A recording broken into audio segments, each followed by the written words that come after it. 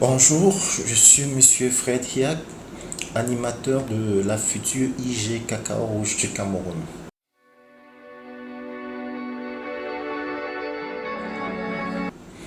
Avant toute intervention, nous aimons bien rappeler qu'une indication géographique n'est autre qu'un signe apposé sur les produits qui ont une origine géographique précise et qui possèdent des qualités, voire une autorité ou des caractères essentiellement dus à ce lieu d'origine. Et ces caractéristiques de produits pourraient être dues aux facteurs climatiques et édaphiques liés à cette zone géographique ou aux facteurs humains, voire la combinaison des deux facteurs. Il faut dire que pour le cacao rouge dont j'ai la charge, sa singularité réside dans la couleur rouge de sa poudre largement au-dessus des cacaos d'autres origines. Et d'après de récentes études, cette coloration serait liée aux pratiques culturelles, à la variété, au sol où ce cacao est produit. Voilà pourquoi nous nous sommes lancés dans ce processus de labellisation de ce produit en indication géographique.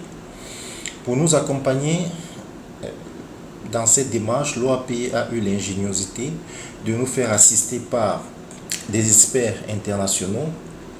C'est dans ce cadre que nous avons bénéficié du coaching de M. Antoine Faure d'Ecoced sur les aspects de contrôle de l'IG pour la période allant du 26 au 30 juin.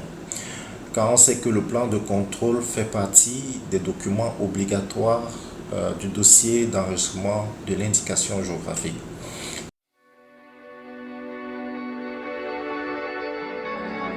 Il faut dire que l'enjeu ici pour une IG, c'est que lorsqu'une IG ne dispose pas d'un contrôle fiable, ce dernier est sujet aux fraudes. Les conséquences des fraudes sont multiformes. Pour le groupement représentatif, nous savons que ça va entraîner une décrédibilisation du produit et donc une perte des revenus pour ce qui est des membres de ce groupement représentatif, avec des acheteurs qui ne voudront plus d'un produit faute de garantie. Pour l'organisme d'enregistrement également, ça sera une perte de notoriété. Des produits qui ont leur estampille ne seront plus crédibles. On comprend donc l'importance que revêt le plan de contrôle en fait.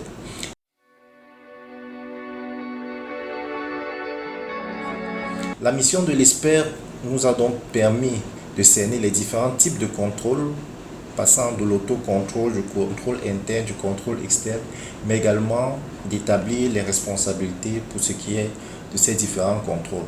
Au sortir de cette mission, nous avons la conviction que le groupe de travail est suffisamment outillé pour finaliser le plan de contrôle de la future IG Cacao Rouge et que les instances gouvernementales ont pris conscience de leur rôle dans le contrôle externe en rapport avec la protection de l'IG, car on sait que le cacao reste l'un des produits de souveraineté du Cameroun et la deuxième source de devises après les dérivés pétroliers.